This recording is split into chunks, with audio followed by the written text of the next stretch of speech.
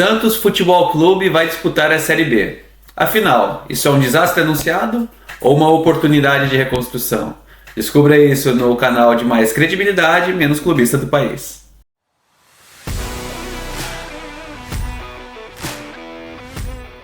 Então, pessoal, vou falar um pouquinho das finanças do Santos, como que vai ser esse ano de 2024 na Série B.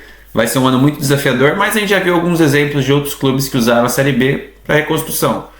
Os mais recentes foram Corinthians e Palmeiras, que caíram para a Série B respectivamente em 2007 e 2013, e posterior a esse período, esses clubes tiveram um nível de receita superior, um nível de organização superior e conseguiram muitos títulos, né? Então vamos entender um pouquinho o cenário do Santos. Estou aqui com o balanço de 2022 do Santos. Então, nessa época, porque a gente ainda não tem o de 23, mas nessa época a gente já tinha um ativo do clube de 302 milhões.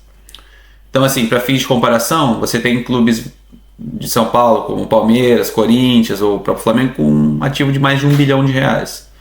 Então, é um ativo já pequeno.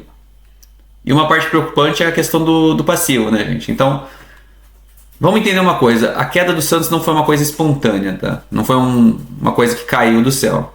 Já estava prognosticado. Então, você pega um patrimônio líquido do Santos, quando você pega o ativo de 300 milhões, você tem um passivo só de circulante de 350 milhões, que é um passivo mais a curto prazo, e um passivo não circulante de 354 milhões, você tem um patrimônio líquido negativo de 404 milhões. Ou seja, se você vende o Santos, assim, o Santos acabou, o Santos faliu, você ainda tem, e você pega o Santos lá, deixa eu pegar o baú de ouro que sobrou do Santos, você pega um débito de 404 milhões. Então é uma situação que já era muito complicada do Santos, né? E agora a gente vai olhar um pouco as receitas para entender o impacto dessa Série B, tá, gente?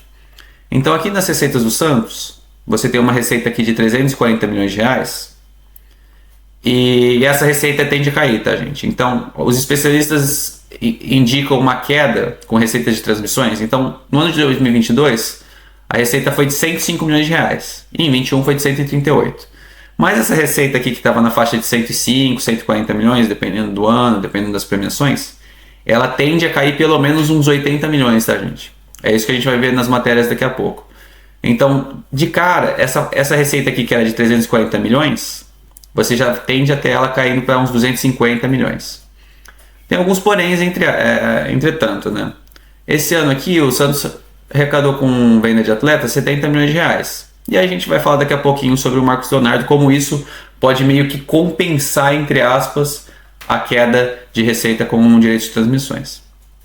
Então você vê em 2022, como o Santos, ele na verdade, ele teria um lucro operacional. Então se você pega até essa faixa aqui do balanço, você tem um total de despesas e de custos de 224, um total de despesas de 58 e um total de receitas de 348. Isso é maior do que o prejuízo, tá, gente? Que o gasto. Só que você vê aqui em receitas financeiras, é uma parte ruim, né, do Santos.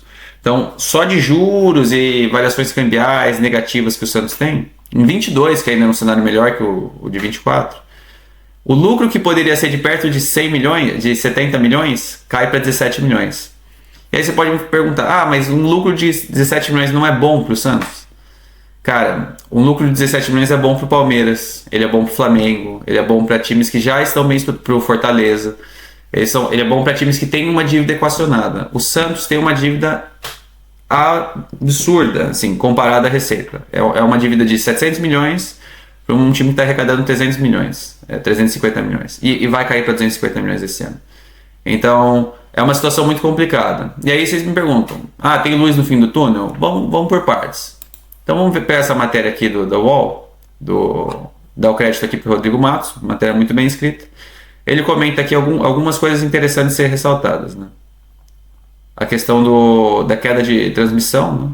Deixa eu pegar aqui. Então, para fim de comparação, o Santos deve fechar em 2023 com 350 a 400 milhões, que foi melhor que o 2022. Mas, aqui que é o ponto que eu queria ressaltar, tá, gente? O prejuízo só em dinheiro de TV gira entre 80 e 90 milhões. Então, o Santos vai ter que, de alguma forma, por mais duro que seja, ter que reduzir a sua folha salarial e seus custos em 80 a 90 milhões. Então se nada for feito, né, na época dessa matéria, o Rodrigo Matos já esperava um prejuízo na faixa de 60 a 70 milhões. Mas tem alguns poréns, né? Vamos lá. O Santos acertou a venda do Marcos Leonardo. Então só a venda do Marcos Leonardo gera perto de 100 milhões de reais. Ou seja, você perde a receita de Série A, com 80 milhões, mas você traz 100 milhões de reais do Marcos Leonardo. Então, entre aspas, você fica ela por elas. E tem um ponto positivo, que o Marcos Leonardo devia ser um dos maiores salários do Santos. Então, você, além disso, chega para essa próxima matéria. O Santos está reduzindo bastante a sua folha salarial. Então, o que era uma folha salarial de antes de 15 milhões de reais, cai para 8,1 milhões de reais. E eu gostaria de ressaltar alguns pontos que animam o torcedor santista, né? Eu sei que é muito cedo ainda para falar, mas o Santos conseguiu bons resultados com o Carille, por enquanto, no Campeonato Paulista. É importante que o Santos chegue na fase de mata-mata, não tem um calendário tão longo, é uma receita extra, é um orgulho para o torcedor santista você estar disputando o Campeonato Paulista em alto nível, e potencialmente um título ou um vice-campeonato de Campeonato Paulista vai turbinar uma receita e o ânimo do torcedor para essa Série B. E o ponto crucial para a diretoria do Santos e para o marketing santista é como manter o torcedor do Santos engajado, trazendo receita e potencialmente expandindo receita com um custo de folha muito menor. Então, a grande análise que o torcedor do Santista tem que fazer é a seguinte: o Santos está com um time melhor ou pior esse ano? Porque a folha salarial caiu e o time está conseguindo resultados melhores do que o do ano passado, tá, gente? Então, a um primeiro momento, a gestão do Marcelo Teixeira fez um bom trabalho. Mas agora chega a hora que todo mundo quer saber, né? Veredito final.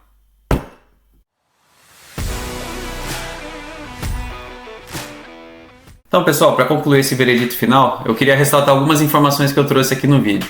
A crise do Santos não é atual, é uma crise que vem de muitas gestões, é um passivo que foi adquirido desde a época do Neymar, de antes do Neymar, então não é um problema fácil de ser resolvido. A gestão do Rueda não foi boa do ponto de vista de futebol, eu acho que no ponto de vista de finanças ele equilibrou pratos, ele também não trouxe a mudança que o Santos precisava.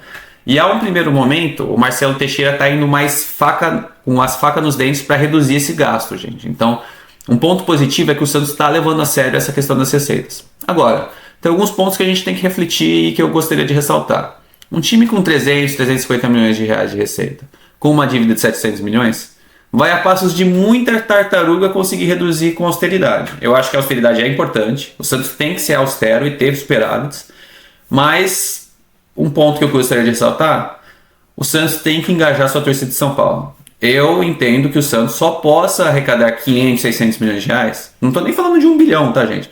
Mas um incremento para 500, 600 milhões mais para frente, quando voltar para a Série A, com uma receita maior de torcedor de São Paulo. E como é que você faz isso? Jogos em São Paulo, jogos no Pacaembu, jogos no Morumbi. Por que disso? Você consegue incrementar a receita de seu torcedor, tanto de Santos, mantendo a Vila Belmiro forte, mas também trazendo um apreço ao torcedor de São Paulo. Então o Santos, para esse ano, tem que ser austero, tem que manter a conta em dia, tem que manter esse time mais enxugado, para ter um bom resultado no Campeonato Paulista. E para os anos seguintes, tem que trazer a torcida de São Paulo de novo. Um time só de Santos é muito difícil competir com times de São Paulo, do Rio, até mesmo de Porto Alegre e Belo Horizonte. São receitas maiores, gente.